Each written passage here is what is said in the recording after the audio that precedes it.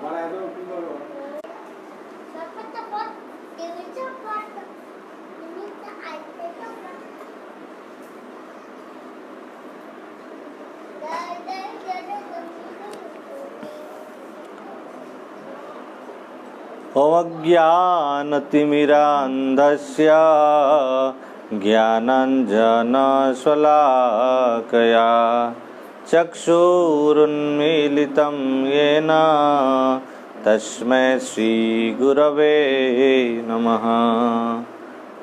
श्रीचैतन्यमनोभीष्टं स्थापितं येन भूतले स्वयं रूप कदा मह्यं ददाति स्वपदान्तिकम्। नमो विष्णुपादाय कृष्णपृष्ठाय भूतले श्रीमते भक्तिवेदान्त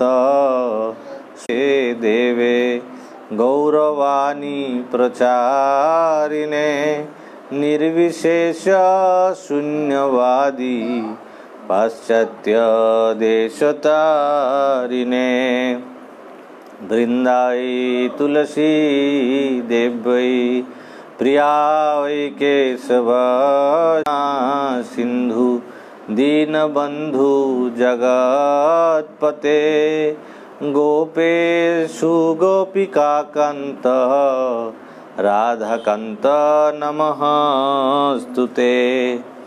तप्त कांचन गौरांगी राधे वृंदावनेश्वरी मृषभानुसुते देवी प्रणमामि हरिप्रिये। वाञ्छाकल्पतरुभ्यश्च कृपा सिन्धुभ्यैव च पतितानां पावनेभ्यो वैष्णवेभ्यो नमो नमः। पञ्चतत्त्वात्मकं कृष्णं भक्तरूपस्वरूपकं भक्तावतारं भक्ताख्यं नमामि भक्तशक्तिकं। नमो महवदान्याय कृष्णप्रेम प्रदायते कृष्णाय कृष्णचैतन्य नाम्ने गौरत्विषे नमः। जय श्री कृष्ण चैतन्य प्रभु नित्यानंद श्री अद्वैत गदाधर शिवासादि श्री गौर भक्त वृंदा। हरे कृष्णा कृष्णा कृष्णा हरे हरे हरे राम राम राम हरे हरे हरे कृष्णा कृष्णा कृष्णा हरे हरे हरे राम राम राम हरे हरे हरे कृष्णा कृष्णा कृष्णा हरे हरे हरे राम राम राम हरे हरे। नारायणं नमस्कृत्य नरं चैव नरोत्तमं देवीं सरस्वतीं व्यासं ततो मुदीरयेत्। नष्टप्रायेषु अभद्रेषु नित्यं भगवत सेवया भगवती उत्तम श्लोके भक्तिर्भवति नैष्ठिकी। ओम नमो भगवते वासुदेवाय ओम नमो भगवते वासुदेवाय। ओम हरे कृष्णा। উপস্থিত সকলকে ভক্তিবেদান্ত গীতা একাডেমি ইসকনের পক্ষ থেকে স্বাগত জানাচ্ছি এবং আমার ধন্যবাদ প্রণতি জ্ঞাপন করছি। আজকে পবিত্র তিথি, আজকে গুন্ডিচা মার্জন, আগামীকাল রথযাত্রা। রথযাত্রার আগের দিন গুন্ডিচা মার্জন, খুব পবিত্র সুন্দর তিথি, বিভিন্ন জায়গায় উদযাপন হচ্ছে, কিন্তু যেহেতু কোভিড-19 মহামারীর জন্যে ব্যাপকভাবে হচ্ছে না, স্বল্প পরিসরে সমস্ত জায়গায় হচ্ছে। আপনারা হয়তো দেখে থাকতে পারেন অনলাইন, আজকে সমস্ত জায়গায় হচ্ছিল আমাদের ইসকনের বিভিন্ন মন্দিরে। এই আমাদের এই রথযাত্রা অনেক দিন আগে থেকে হয়ে আসছিল, কিন্তু এই রথযাত্রাকে একটি বিশেষ মাত্রা দিয়েছিলেন চৈতন্য মহাপ্রভু। চৈতন্য মহাপ্রভু সব থেকে প্রিয় উৎসব, এরকম এমনিতে অনেক উৎসব রয়েছে, আধ্যাত্মিক উৎসব আমাদের কিছুদিন পরপরই কিছু না কিছু উৎসব থাকে, কিন্তু চৈতন্য মহাপ্রভু সব থেকে প্রিয় উৎসব ছিল এই রথযাত্রা। আর তারই পরম্পরাতে শ্রীল প্রভুপাদ, তার কাছেও এই রথযাত্রা খুবই প্রিয়। খুব ছোট বয়স থেকে শ্রীল প্রভুপাদ যখন 5 বছর বয়স ছিল, তখন প্রভুপাদ এই রথযাত্রা শুরু করেছিলেন। তার বাবার কাছে চেয়েছিলেন যে আমাকে একটা রথ কিনে দেন। তো সেই ছোট্ট রথে করে, তখন নাম ছিল অভয়, সেই অভয়ে তখন সেই কলকাতায় বড়বাজারে থাকতেন তিনি, গলিতে সেই রথ নিয়ে টেনে জগন্নাথ বলদেব সুভদ্রাকে ঘুরিয়েছিলেন। আর সেই সময় অনেক বড় বড় লোক সেই রথে যোগদান করেছিল। তখন কে জানতো সেই অভয়, ছোট্ট অভয় একদিন সারা বিশ্বতে এই রথকে, এত বিখ্যাত রথ ছিল সেটা পুরীতে হতো, কিন্তু এই জগন্নাথ রথকে এত খ্যাতি করা, বিশ্বব্যাপী যে প্রচার করা, সেটা একমাত্র প্রভুপাদের কৃপাতেই সম্ভব হয়েছে। কারণ জগন্নাথ রথযাত্রাতে সেটা শুধু পুরীর মধ্যে সীমাবদ্ধ ছিল। এখন পৃথিবীর কোন প্রান্ত নেই, লন্ডন, আমেরিকা, ফ্রান্স, কোথায়, জাপান, জার্মানি, সিঙ্গাপুর, রাশিয়া, যে কোনো জায়গায়, সারা পৃথিবীর যে কোনো প্রান্তে রথযাত্রা সম্পাদন হয়। আর দেখুন, সমস্ত ভগবানের বিভিন্ন অবতার রয়েছে, আমরা ভগবানের বিভিন্ন অবতারের সেবা করি, পূজা করি, কিন্তু সেই ভগবানের যে বিভিন্ন অবতার রয়েছে, তো সেই সমস্ত অবতারগণের মধ্যে এই কলিযুগে বলা হয়েছে যে এখানটায়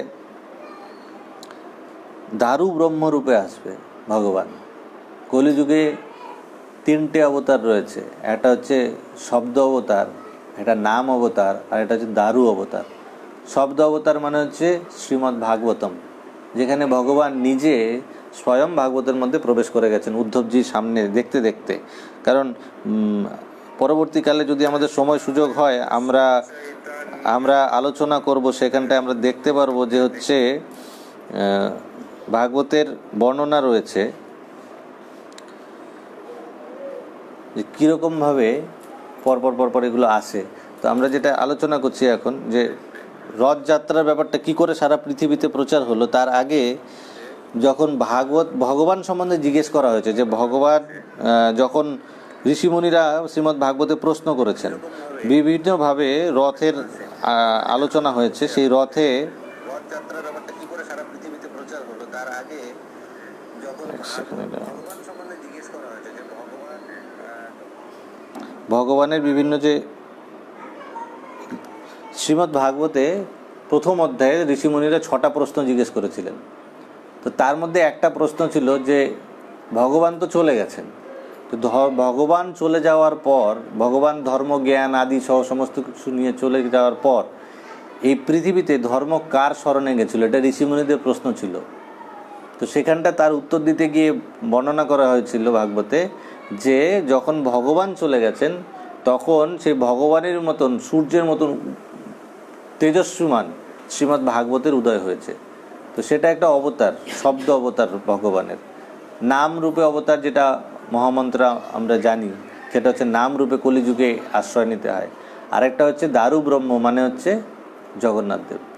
আর জগন্নাথ দেব এমনই কৃপাময়, দেখুন সমস্ত জায়গায় আমরা মন্দিরে যাই পুজো করার জন্যে, ভগবানকে দর্শন করার জন্যে, কিন্তু ভগবানের মন্দিরে আমরা সবাই যেতে পারি না বা যাওয়ার সময় থাকে না। আমরা আমাদের ভৌতিক জগতে আমরা ব্যস্ত হয়ে যাই, কিন্তু যেটা আমাদের বাস্তবিক করণীয় সেটা আমরা না করে আমরা অন্য কিছু করি, ভগবানকে দর্শন করতে যাই না।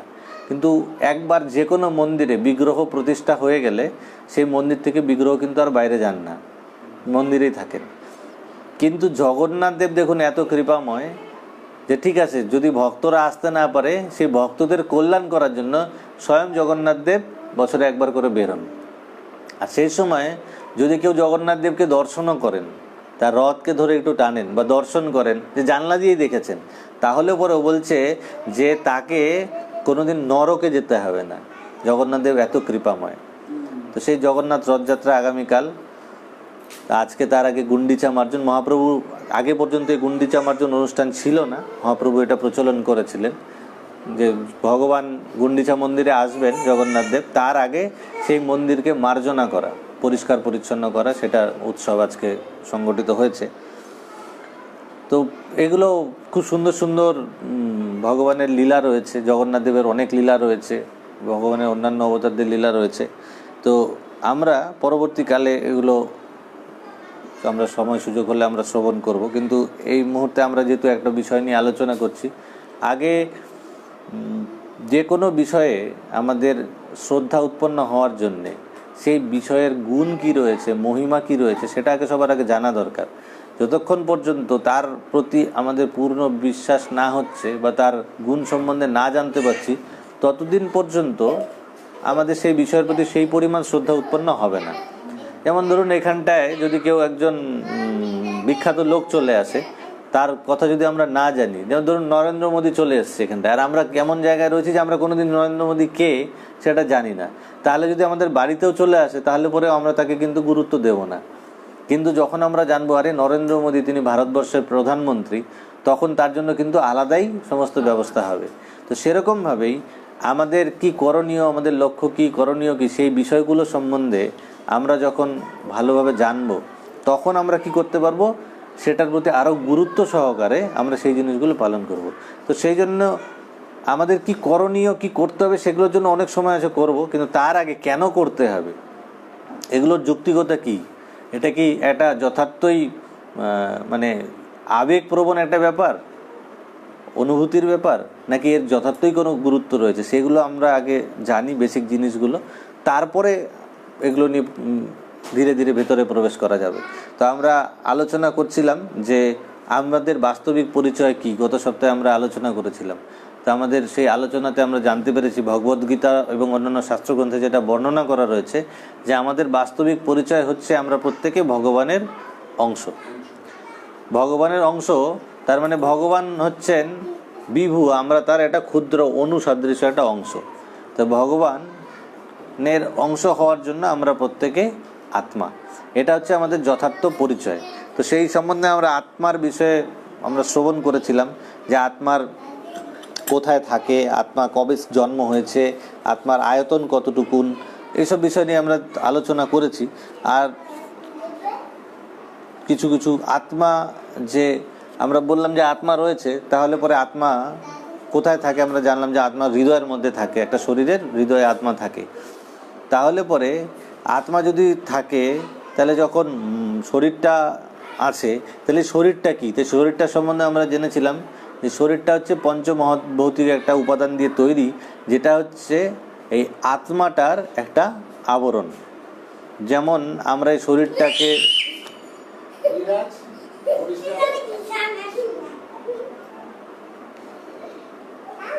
হরে কৃষ্ণা কৃষ্ণা কৃষ্ণা হরে হরে, হরে রাম রাম রাম হরে হরে। তো শরীরটা যেরকম আমরা পোশাক পরিধান করি শরীরকে ঢাকার জন্যে, তো সেরকমই আত্মা একটা পোশাক পরিধান করে আছে। সেই পোশাকটা হচ্ছে আমাদের এই শরীরটা।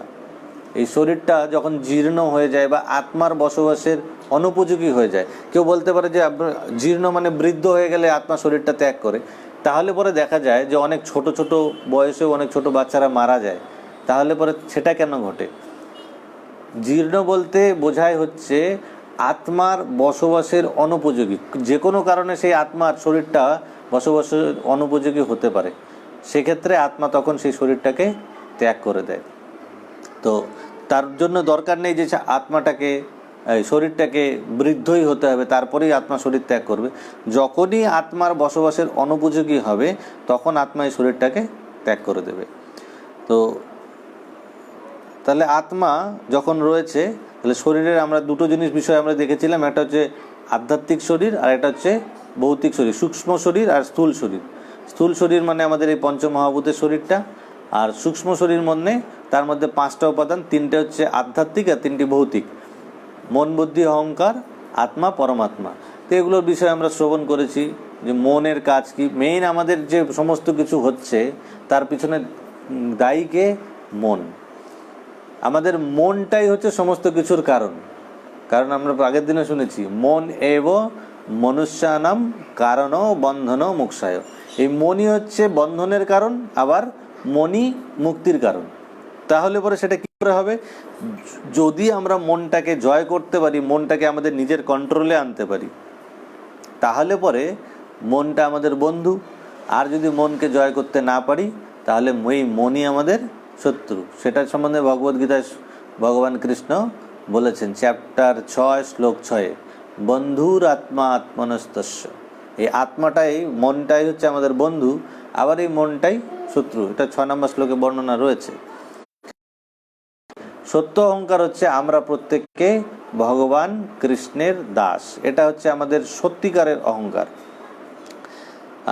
আত্মার স্থান জানলাম, আত্মার আয়তন আমরা আগের দিন বলেছিলাম যে কতটুকুন বলেছিলাম, যে একটা চুলের ডগার, চুল পুরো না, চুলের ডগাকে যদি 10,000 ভাগ করা যায়, করা সম্ভব না, যদি ইমাজিন করুন, ভাগ করলে তার 1 ভাগের সমান হচ্ছে আত্মার আয়তন। মানে আমাদের বাস্তবিক আয়তন হচ্ছে ওইটুকুন, আর চলে না। সেরকমভাবেই যখন এই শরীরের থেকে আত্মা যখন বেরিয়ে চলে যায়, তখন শরীরের মধ্যে সমস্ত উপাদানগুলো থাকা সত্ত্বেও সেই শরীরটা নিষ্ক্রিয় হয়ে যায়, সেই শরীরটা চলে না।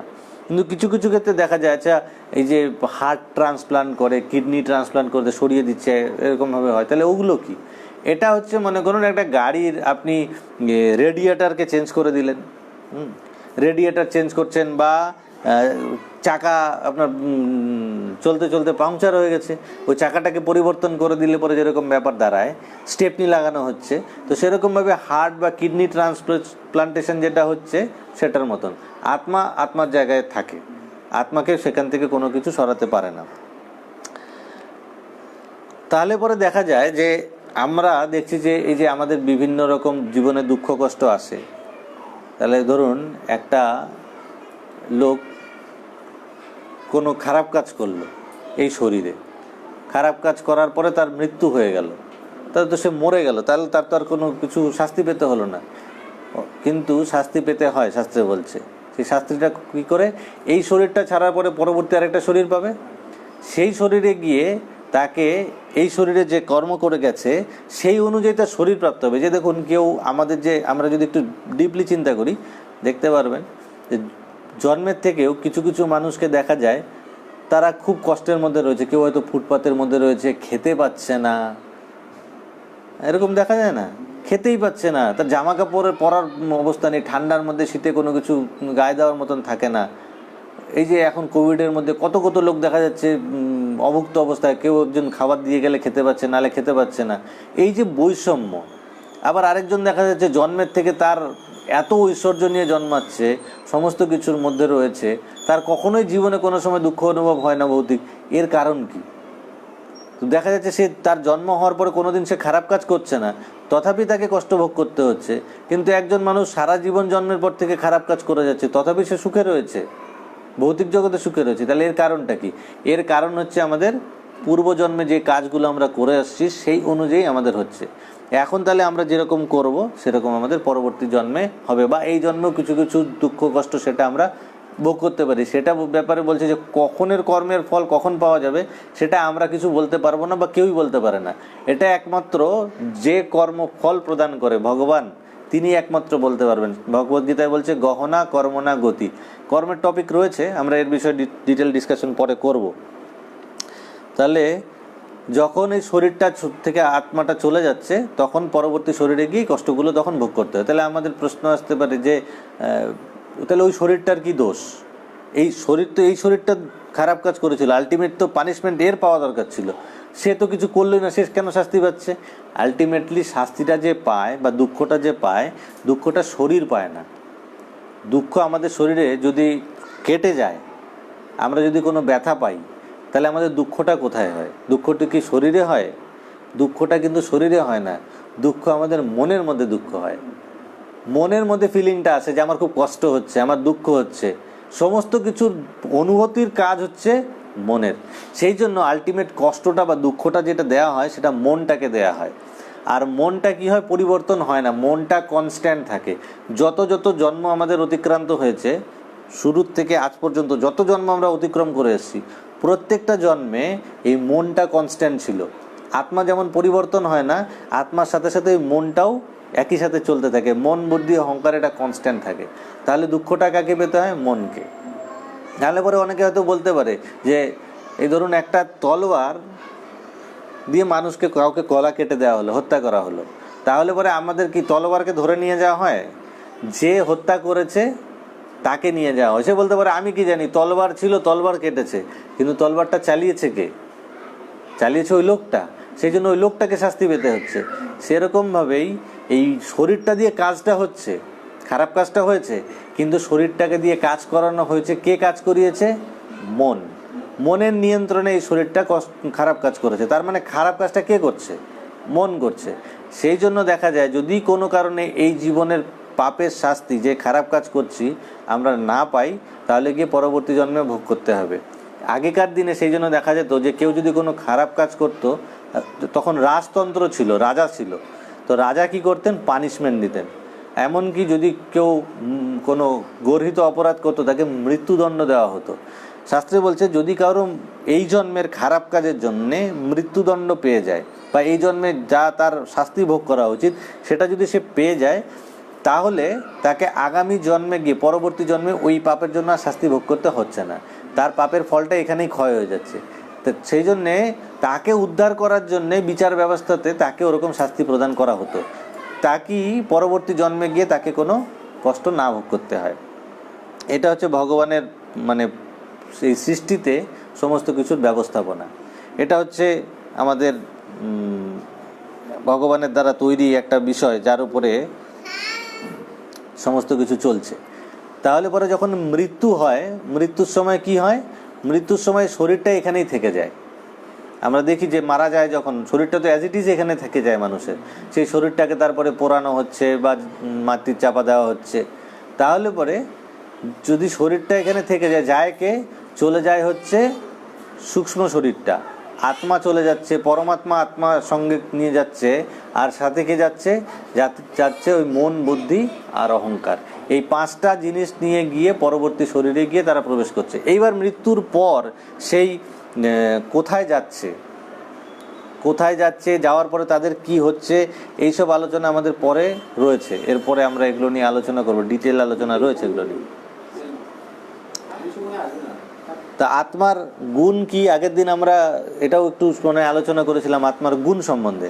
আত্মার গুণ সম্বন্ধে বলছে আত্মা হচ্ছে কিরকম? বলছে অবিনাশী। আত্মা হচ্ছে অবিনাশী, আত্মাকে কখনো বিনাশ বা ধ্বংস করা যায় না। অবিনাশী তু তদ্বিদ্ধি येन সর্বম ইদম ততম বিনাশম অব্যাস্য ন কশ্চিৎ কর্তুম অর্হতি। আর আত্মাটা কিরকম? বলছে বাসাংসি জীর্ণানি, বাসাংসি জীর্ণানি যথা বিহায় নবানি গৃহ্ণাতি নরোপরানি তথা শরীরানি বিহায় জীর্ণানি অন্যানি সংয়াতি নবানি দেহি। বলছে যে যেরকম বাসাংসি জীর্ণানি, বাসাংসি মানে যখন কাপড়, পোশাক, পোশাক যখন পুরনো হয়ে যায়, বাসাংসি জীর্ণানি সংয়াতি পরিত্যাগ করি আমরা, বাসাংসি জীর্ণানি সংয়াতি বিহায় ত্যাগ করে, নবানি গৃহ্ণাতি নতুন পরিধান করে। যেমন আমাদের বস্ত্র পুরানো হয়ে গেলে সেই বস্ত্রটাকে আমরা পরিবর্তন করে ফেলে দিয়ে একটা নতুন বস্ত্র পরিধান করি, বলছে তথা তেমনি শরীরানি, এই শরীরটা, শরীরানি জীর্ণানি, শরীর যখন জীর্ণ হয়ে যাবে, যেটা আমি আগে বলছিলাম যে বসবাসের অযোগ্য হয়ে যায়, তখন কি হয়ে যায়? তথা শরীরানি বিহায় জীর্ণানি অন্যান্যি সংয়াতি নবানি দেহি, তখন এই শরীরটাকে ত্যাগ করে আর একটা নতুন শরীর গ্রহণ করে। সেই জন্য বলছে যে যারা পণ্ডিত ব্যক্তি, যারা বিচক্ষণ ব্যক্তি, তারা এই যে শরীরের পরিবর্তন যেটা হয় তাতে তারা কখনো দুঃখ প্রকাশ করে না বা তারা মুহ্যমান হন না, তাদের দুঃখ সেইটাতে তারা দুঃখ করে না। কারণটা হচ্ছে কি, তারা জানে যে দেহিনস্মিন যথা দেহে কৌমারম যৌবনম জরা তথা দেহান্তরো প্রাপ্তি ধীরস্তত্র ন মুহ্যতি। ভগবদ্গীতায় ভগবান কৃষ্ণ বলছেন, চ্যাপ্টার 2 শ্লোক 13, 13 নম্বর শ্লোক ভগবদ্গীতা 2য় অধ্যায়, সেখানটায় বলছেন যে দেহিন অস্মিন যথা দেহে কৌমারম যৌবনম জরা। একটা শরীরের মধ্যে যেরকম পরিবর্তন আসে, প্রথমে শরীরটা কি থাকে, ছোট অবস্থায় থাকে, শিশু অবস্থায়, তারপরে আস্তে আস্তে কৌমার অবস্থায়, তারপরে যৌবন, তারপর জরা। তাই দেখুন এই শরীরটার মধ্যেই কিন্তু পরিবর্তন হয়ে যাচ্ছে। একটা শরীর কি একরকম থাকছে না? তাহলে আমাদের দুঃখ হতে পারে, এই আমাদের ছোটোবেলার শরীরটা কোথায় গেল? আমরা তার জন্য কি দুঃখ করি না? শরীরটা শিশু অবস্থার থেকে কৌমারে যায়, কৌমার থেকে সে যৌবন অবস্থায় যায়, যৌবন থেকে তারপরে তার বার্ধক্য আসে। তো এই শরীরটা তো একরকম অবস্থায় থাকে না, সে পরিবর্তন হতে হতে হতে হতে বার্ধক্যে গিয়ে পৌঁছায়। এবার বার্ধক্য অবস্থা যাওয়ার পর কি হয়, তখন তার মৃত্যু হয়ে যায়। মৃত্যু হয়ে গেলে আমরা দুঃখ করছি, কিন্তু মৃত্যু হয়ে গেলে তখন কি হয়, যেরকম কৌমার থেকে জরা পর্যন্ত যেতে শরীর বিভিন্ন স্টেপ বাই স্টেপ তার পরিবর্তন হয়েছে, একরকম তো নেই, ধরে রাখতে পারছি না। তাহলে কি আমরা দুঃখ করছিলাম, আরে আমার ওই যৌবনের শরীরটা চলে গেল? শরীরটা তো একটাই, শুধু পরিবর্তন হচ্ছে। সেরকম ভাবে বলছে দেহিনস্মিন যথা দেহে কৌমারম যৌবনম জরা তথা দেহান্তরো প্রাপ্তি। সেরকমই দেহান্তর প্রাপ্তি, যখন দেহান্তর হয়, এক দেহ থেকে আরেক দেহে দেহান্তরিত হয়, তথা দেহান্তরো প্রাপ্তি, তখন কি হয়, দেহান্তরের সময় দেহি মানে আত্মা একটা শরীর ছেড়ে আরেকটা শরীরের মধ্যে প্রবেশ করে। দুঃখটা আমাদের কোথায় হয়, আমরা জানতে পারি না যে যার সাথে আমাদের সম্পর্ক ছিল, যে দেহিটার সাথে, সে এই শরীরটা ছাড়ার পর কোথায় চলে গেল, তার সঙ্গে আমরা যোগাযোগ করতে পারি না, হারিয়ে ফেলছি, সেই জন্য আমরা দুঃখী হই। কিন্তু বাস্তবিক ভগবান যে বলছেন যে তার কোনো ধ্বংস হচ্ছে না, সে এই শরীরটা বার্ধক্য জরা অবস্থা হয়ে গেছিল, বসবাসের উপযোগী অনুপযোগী হয়েছে, তাকে ত্যাগ করে দিয়েছে, দিয়ে তখন আরেকটা কি, আরেকটা ফ্রেশ শরীর। আমাদের খুশি হওয়া উচিত যে এই শরীরে এত কষ্ট করছিল, এখান থেকে ছেড়ে দিয়ে সে একটা নতুন শরীর আবার নতুন উদ্যমে শুরু করতে পারবে। সেই জন্য যারা বিচক্ষণ, যারা এই আত্মতত্ত্ব জানেন, তারা বলছেন যে ধীরস্তত্র ন মুহ্যতি। যারা যথার্থ ধীর ব্যক্তি, পণ্ডিত ব্যক্তি, জ্ঞানী ব্যক্তি, তারা এই পরিবর্তনে কখনো দুঃখী হন না। এটা হচ্ছে আত্মার বিষয়ে বলা হচ্ছে। তার সাথে কি বলেছে, তা আরও বলেছে, তা আত্মার গুণ কিরকম বলছে, নৈনম ছিন্নন্তি শস্ত্রাণি নৈনম দহতি পাবক। নৈনম ছিন্নন্তি শস্ত্রাণি, কোনো প্রকার অস্ত্রশস্ত্রের দ্বারা আত্মাকে ছিন্ন করা যায় না। নৈনম ছিন্নন্তি শস্ত্রাণি নৈনম দহতি পাবক। পাবক মানে জল, জলের দ্বারা আত্মাকে ভেজানো যায় না। আর কি করা যায় না, ন চৈনম ক্লেদ, সরি ন পাবক, পাবক মানে আগুন, আগুনের দ্বারা দহন করা যায় না। নৈনম দহতি পাবক ন চৈনম ক্লেদয়ন্তি আপো। আপো মানে জল, জলের দ্বারা আত্মাকে ভেজানো যায় না। ন শস্যয়তি মারুতঃ, বায়ুর দ্বারা আত্মাকে শুকানো যায় না। তাহলে কীরকম একটা বস্তু, তাকে না অস্ত্রের দ্বারা কাটা যাচ্ছে, না তাকে আগুনের দ্বারা জ্বালানো যাচ্ছে। তার সাথে কি বলছে, অছেদ্যয়ম অদাহ্য অক্লেদ্য অশস্য এবচ নিত্য সর্বগত স্থানু অচলয়ম সনাতন। যে কোনো জায়গায় আত্মা প্রবেশ করতে পারে। আগুনের মধ্যে আত্মা যেতে পারে, তার মধ্যে আগুনের মধ্যে অদৃশ্য অনেক জীব রয়েছে যেটা আমরা দেখতে পারি না। তাহলে জীব মাত্রই কি তার মধ্যে আত্মা থাকবে? তাহলে আত্মা আছে বলে জীবটা সচল থাকে, সেই জন্য আত্মা সব জায়গায় চলতে পারে বলেই আগুনের মধ্যেও জীব রয়েছে। অন্যান্য গ্রহলোকে, যেরকম সূর্যলোকে আমরা যদি যাই, আমাদের এই শরীরটা কি হবে, আমরা যদি বাইরে কিছুক্ষণ দাঁড়াই রোদ উঠলে পরে, তখন আমাদের শরীরটা সহ্য করতে পারে না। তাহলে পরে সূর্যলোকে এই শরীরটা গিয়ে কি করে থাকতে পারবে? তাহলে সূর্যলোকেও বসবাস করার উপযোগী শরীর রয়েছে, সেটা সেই হিসাবে তৈরি। আমাদের এই শরীরটার মধ্যে কি 60% জল রয়েছে। এই শরীরটা এরকম, এই পৃথিবীর যে গঠন সেই অনুযায়ী শরীরটা চলতে পারে বলে এরকম তৈরি।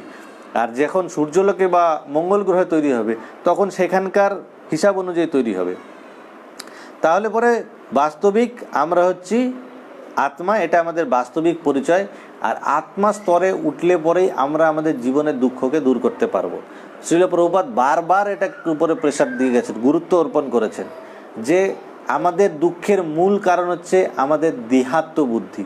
যতক্ষণ পর্যন্ত আমরা দেহের স্তরে থাকব ততক্ষণই আমাদের জীবনে দুঃখ থাকবে। যখন আত্মা স্তরে উঠে যাব, আমরা আত্মার স্তরে জীবনযাপন করলে কোনো দুঃখ থাকবে না। এই যে আমাদের দেশে বা সারা বিশ্বে এত হিংসা, এত দেশ, এত যুদ্ধ, হানাহানি, এগুলোর কারণ কি? এগুলোর কারণ সবার দেহাত্ম বুদ্ধি। যখন আত্মা স্তরে উঠবে তখন মনে হবে কি আমরা প্রত্যেকে ভগবানের অংশ, আর আমরা প্রত্যেকের আত্মীয় আমরা। দ্বিতীয়ত হচ্ছে এই শরীরটা যেটা, সেটা টেম্পোরারি শরীর। এই শরীরটার জন্য আমরা লোকের সাথে খারাপ ব্যবহার করব বা কোনো খারাপ কাজ করব, তার কোনো মানেই হয় না, কারণ এই শরীরটা অনিত্য আর আমরা নিত্য। আর আমাদের এই জগৎটা, যেমন ধরুন একটা নাটক হচ্ছে, আপনাকে যদি কোনো ড্রামায় রোল প্লে করতে দেয়া হয়, সেখানটায় যদি আপনাকে কষ্ট পাচ্ছেন, আপনাকে কেউ মারছে, এর জন্য আপনি দুঃখী হবেন? আপনি জানেন ওটা আপনি একটা রোল ক্যারেক্টারে রয়েছেন। এই নাটকটা শেষ হয়ে গেলে আপনার বাস্তবিক জীবনে চলে আসবেন, সেটা আলাদা। তো সেরকমভাবে এই পুরো জগতে যেটা আমরা করছি, এই জগতের সমস্ত কার্যকলাপ, এটা সমস্তটাই কি একটা ক্যারেক্টারের মধ্যে আমরা রয়েছি। এখান থেকে আমাদের বেরিয়ে যেতে হবে। আমাদের বাস্তবিক ঘর কোথায়? ভগবানের ধাম, যেখানে ভগবান রয়েছেন, সেখানে আমাদের পৌঁছাতে হবে। সেই জায়গায় আমরা যাব। এই একবার রাজা জনকের গুরু, তিনি তার রাজসভায় তাদের মানে জনকের যে কুলগুরু ছিলেন, সেখানে একটা সভা অর্গানাইজ করেছেন। সেখানটায় বিভিন্ন দেশ বিদেশ থেকে রাজা মহারাজা এসছেন, আর সেখানটায় তার গুরুদেব এসে প্রবচন দিবেন। তো সেখানটায় তার গুরুদেব হঠাৎ করে অসুস্থ হয়ে পড়েছেন, তিনি যেতে পারবেন না। তখন তার গুরুপুত্র, তার নাম ছিল অষ্টাবক্র মুনি, তার 8 অঙ্গে টেরা, মানে তেরা বেঁকা এরকম। তখন তার পিতাকে বলেছে যে আজকে তাহলে কি আমি যাব? তো বলছে তুই ওখানটায় গিয়ে পারবি? ওখানটায় তো অনেক রাজা মহারাজারা আসবেন, তাদের মধ্যে আত্মতত্ত্ব অনেক কিছু জ্ঞান দিতে হবে। বলছে আপনি আশীর্বাদ করুন, আমি পারবো। তো সেখানটায় যখন অষ্টাবক্র মুনি সেখানটায় রাজসভায় গিয়ে পৌঁছেছেন, তারকে দেখে সবাই হাসতে শুরু করেছেন। সবাই হাসছেন দেখে, মানে হাসছেন কিরকম? তার কুরূপকে দেখে, মানে তার এমন বিকৃত রূপ, সমস্ত কিছু বেঁকা তেরা নানান রকম ভাবে তার শরীরের বিকৃত। আর তারা যখন হাসছেন সেটা দেখে সেই অষ্টাবক্র মুনি তাদের থেকেও আরো উচ্চস্বরে জোরে জোরে হাসতে শুরু করেছেন। এবার যখন তার হাসি দেখেছেন, তখন তার হাসি দেখে বাকি সবাই চুপ হয়ে গেছেন। তখন জিজ্ঞেস করেছেন যে আমরা তো হাসছিলাম আপনার রূপকে দেখে, তো আপনি কেন হাসছেন? তখন অষ্টাবক্র মুনি বলেছেন যে আমি ভাবছিলাম এখানে অনেক জ্ঞানী গুণী রাজা মহারাজারা হয়তো রয়েছেন, কিন্তু এখানে আসার পরে আমি দেখতে পারলাম যে এখানে তো সব চামার মুচি রয়েছে। কারণ মুচি যারা, তারা চামড়ার উপরে সমস্ত কিছু করে, কিন্তু যারা যথার্থ জ্ঞানী ব্যক্তি তারা শরীরটাকে দেখে না, শরীরের ভেতরে আত্মাকে দেখেন তারা, বা পরমাত্মাকে তারা দর্শন করেন। সেই জন্যে আমাদের ভগবদ গীতাতেও বলেছে, ভগবদ গীতা চ্যাপ্টার 5 শ্লোক 18-তে, বিদ্যা বিনয় সম্পন্ন ব্রাহ্মণে গবি হস্তিনী। বিদ্যা বিনয় সম্পন্ন ব্রাহ্মণ, যে একজন ব্রাহ্মণ, একজন গরু, বিদ্যা বিনয় সম্পন্ন ব্রাহ্মণে গবি হস্তিনী, হাতি। শুনি চৈব স্বপাকে, একজন মানে চণ্ডালকে, একজন কুকুরকে, একজন শুয়োরকে, আর একজন পণ্ডিতকে, চ পণ্ডিত সমদর্শিনা, যিনি যথার্থই পণ্ডিত ব্যক্তি, তিনি একজন বিদ্যা বিনয় সম্পন্ন ব্রাহ্মণ, একজন গরু, একজন হাতি, একটা কুকুর, একটা শুয়োর, একটা চণ্ডাল, সবাইকে সমদৃষ্টিতে দেখেন। এবারে এখানটায় তাহলে পরে কীরকম ভাবে, তাহলে কি আমরা বাড়িতে সবাইকে একসাথে এনে বেঁধে দেবো যে একজন কুকুরকে আমরা পুজো করবো, তার সাথে কুকুরকেও রাখবো? না, শাস্ত্রে বলা হচ্ছে যে কুকুর হচ্ছে অশৌচ। এখন দেখবেন এখনকার দিনে এই কলিযুগে বিশেষ করে কুকুর ঘরে ঘরে, কুকুর, গরু না রেখে কুকুর রাখা হয়। এগুলো সব দুঃখের কারণ হয়ে দাঁড়াবে মানুষের জীবনে। কুকুর অশৌচ, কারণ কুকুর বিভিন্ন অসুচি দ্রব্য তারা স্পর্শ করে, আর সেই জিনিস যদি কোনো কিছু ছুঁয়ে দেয় তাহলে পরে সেটা অপবিত্র হয়ে যায়। কুকুর থাকতে পারে, কুকুরের আমাদের শাস্ত্রেও বলেছে যে আমাদের যা আমরা ঘরে যদি প্রতিদিন যা রান্না করব, তার 1 ভাগ, প্রথম ভাগটা গরুকে দিতে হবে, তারপরে হচ্ছে ব্রাহ্মণদের দিতে হবে, তারপরে আত্মীয় স্বজনকে দিতে হবে, নিজেদের জন্য থাকবে, শেষে কুকুরকে দিতে হয়। বাকিটা একটা পোর্শন কুকুরের জন্য থাকে। কুকুরের সেবা হতে হবে, শাস্ত্রে বলছে, কিন্তু কুকুরকে ঘরে রাখা যাবে না, কুকুর ঘরের বাইরে থাকবে, বাইরে কুকুরকে রাখতে হবে, তাকেও সেবা, কারণ কুকুর সে তো অবলা জীব, কি করে চলবে। এখানে যে তাহলে কি বলছে, সবাইকে সমদৃষ্টিতে দেখতে হবে। সমদৃষ্টিতে দেখলে তাহলে কি একটা কুকুর, একটা চণ্ডাল, একটা শুয়োর, সবাইকে আমরা একসাথে বেঁধে রেখে এক জায়গায় রাখবো না। আমরা কুকুরের মধ্যে দর্শন করব কি, কুকুরের মধ্যে যে আত্মাটা রয়েছে বা পরমাত্মা রয়েছে তাকে দর্শন করব। এখানটায় শাস্ত্রে বলছে যিনি যথার্থ জ্ঞানী হবেন তিনি সেই প্রত্যেকটা জীবের মধ্যে যে আত্মাকে এবং পরমাত্মাকে দর্শন করবে। যেহেতু সেই জীবটার মধ্যেও আত্মা রয়েছে, সেই জীবটার মধ্যেও পরমাত্মা মানে চতুর্ভুজ নারায়ণ রূপে প্রত্যেক জীবের অন্তরে ভগবান রয়েছেন, তাহলে যেহেতু ভগবান তার মধ্যে রয়েছেন সেই জন্য সেই দৃষ্টিতে তিনি সমান। কিন্তু তার এই শরীরটা যেহেতু আমাদের এই ভৌতিক জগতের পক্ষে অনুপযোগী, সেই জন্য সেই হিসাবে তার সাথে ব্যবহার করতে হবে। কিন্তু আমাদের দৃষ্টিটা কি থাকবে, তিনিও ভগবানের অংশ, তিনিও জীব, তাকেও সম্মান প্রদর্শন করতে হবে। কিন্তু তার মানে এই না তাকে আমরা এনে ঠাকুর ঘরে বেঁধে রাখবো। অনেক সময় তো আমরা এখন দেখা যায় যে বাড়িতে এরকম অবস্থা যে কুকুর বিছানায় ঘুমাচ্ছে, কুকুর পটি করছে, সে বাড়ির মালিক নিয়ে ওটাকে নিয়ে গিয়ে পরিষ্কার করছে, তার ওইভাবেই থাকছে। এগুলো অবনতি, আমাদের বৈদিক সংস্কৃতিতে এগুলো নেই। মানুষ ভাবছে যে বৈদিক সংস্কৃতিটা এগুলো গোঁড়ামি ছিল, গোঁড়ামি না। বৈদিক সংস্কৃতি যথার্থ সংস্কৃতি, আর আমাদের এই বৈদিক সংস্কৃতি হারিয়ে যাওয়ার জন্যই আমাদের সমাজের এত অবক্ষয়। বর্ণাশ্রম ধর্ম এখন পালন করা হয় না, আগেকার দিনে বর্ণাশ্রম ধর্ম পালন করা হতো। এই বর্ণাশ্রম ধর্মের প্রয়োজনীয়তা রয়েছে, এগুলো না থাকার জন্যেই। কারণ আগে কি হতো, একটা জন্মের পরে 5 বছর বয়স হলে একটা বাচ্চাকে গুরুকুলে পাঠিয়ে দেওয়া হতো, সেখানে তাকে যথার্থ শিক্ষা দেওয়া হতো। সে ব্রহ্মচর্য পালন করত, ব্রহ্মচর্য পালন করে সেখান থেকে গুরুগৃহে থেকে সমস্ত শাস্ত্রগ্রন্থাদি শিক্ষা অধ্যয়ন করে সে শিক্ষিত হয়ে আসতো। সেই জন্য আগেকার দিনে বৃদ্ধাশ্রম ছিল না, আগেকার দিনে ডিভোর্স ছিল না। এখনকার দিনে এত সংস্কৃতির উন্নতি হওয়া সত্ত্বেও এত বৃদ্ধাশ্রম কেন হচ্ছে? যে বাবা মা একটা সন্তানকে তার সমস্ত কিছুর দায়িত্ব নেয়, একটা বাবা মা 5টা সন্তান থাকলে 5 জনকে সমানভাবে দেখে, তাদের 5 জনকে সমানভাবে দেখতে পারে। কিন্তু সেই 5 জন সন্তান মিলে যখন সেই বাবা মা বৃদ্ধ হয়, 5 জন সন্তান মিলে এক বাবা মাকে দেখতে পারে না। তাদের স্থান কোথায় হয়ে গিয়ে এখন? বৃদ্ধাশ্রমে। কত দুঃখের মধ্যে থাকে তারা জানেন? তারা বলতে পারে না। তারা যেখানে ওখানে যারা থাকেন তারা নিজেদের মধ্যে আলোচনা করেন যে তারা কতটা অসহায়, কি করুণ পরিস্থিতি। এর দায়ী কে?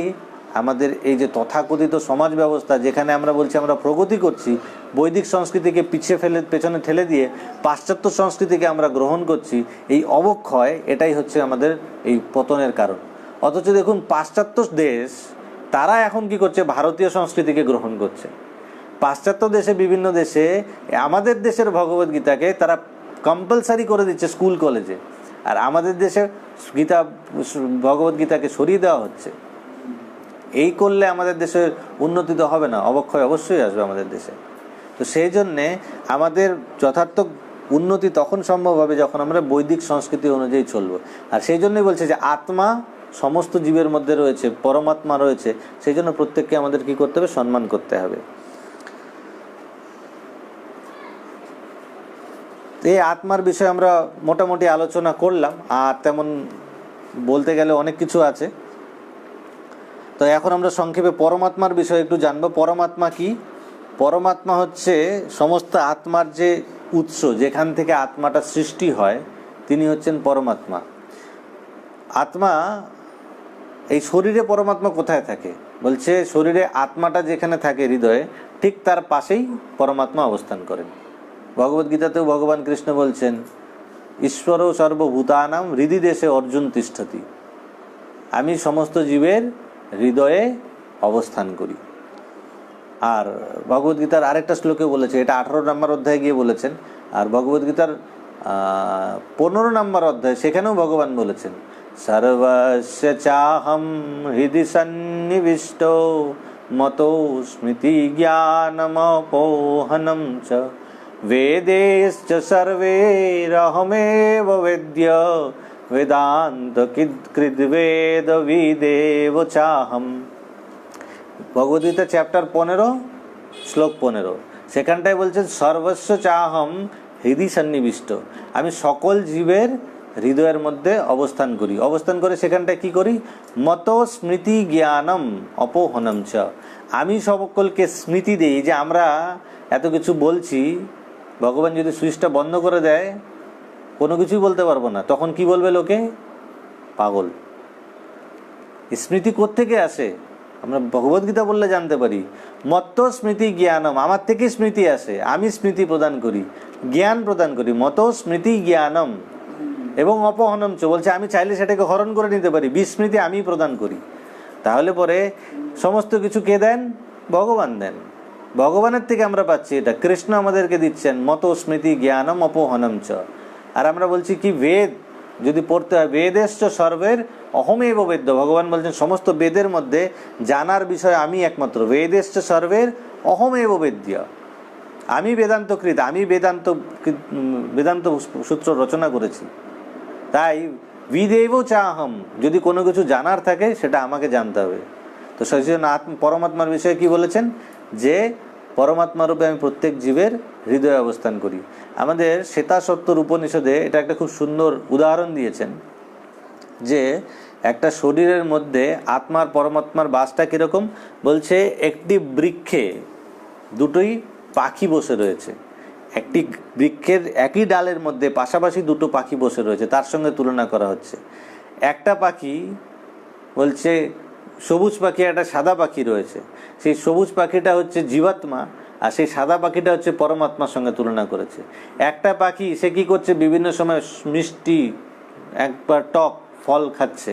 যেমন একটা জীবাত্মা সে সুখ এবং দুঃখ ভোগ করছে, সেরকম ওই পাখিটা যেরকম ফল খাচ্ছে, টক মিষ্টি ফল খাচ্ছে, জীবাত্মাও সুখ দুঃখ ভোগ করছে। আর আরেকটা পাখি কি? সেই তাকে দর্শন করছে, সে কি করছে, সে কিছু খাচ্ছে না, কিছু করছে না, তাকে শুধু দেখে যাচ্ছে।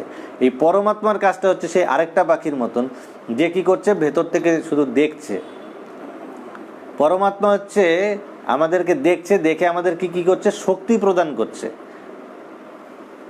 জীবাত্মাকে শক্তি প্রদান করে হচ্ছে পরমাত্মা। এই যে আমাদের শরীরে চেতনার যে আমরা বললাম চেতনার, আত্মার প্রকাশ হচ্ছে চেতনা, যার দ্বারা শরীরটা চলে, সেই আত্মা হৃদয়কে শক্তি দেয়।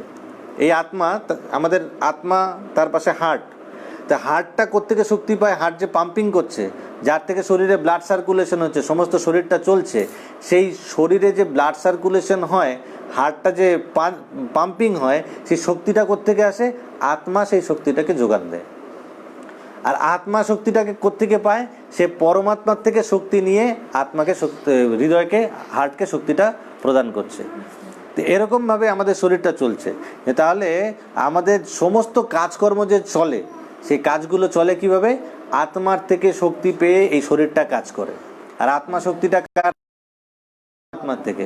আর পরমাত্মার কাজ হচ্ছে সেখানে বসে বসে সমস্ত কিছু দেখা।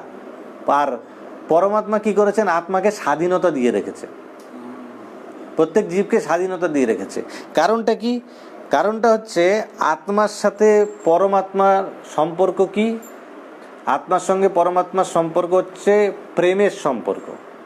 স্বতন্ত্রতা এই কারণে দিয়ে রেখেছে যে তাকে সম্পূর্ণ স্বতন্ত্রতা না। যেমন ধরুন একটা গরুকে, কিন্তু সেই স্বতন্ত্রতাটা কতটুকুনের জন্য দিয়েছেন?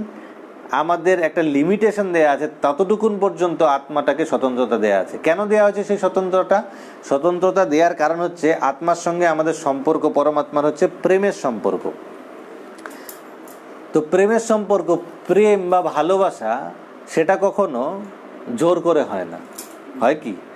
যেমন ধরুন সিনেমাতে দেখা যাচ্ছে যে একটা যে দুষ্ট লোক, ভিলেন থাকে, সে একটা হিরোইনকে কিডন্যাপ করে নিয়ে এসছে, এনে তারপরে সে কি বলছে?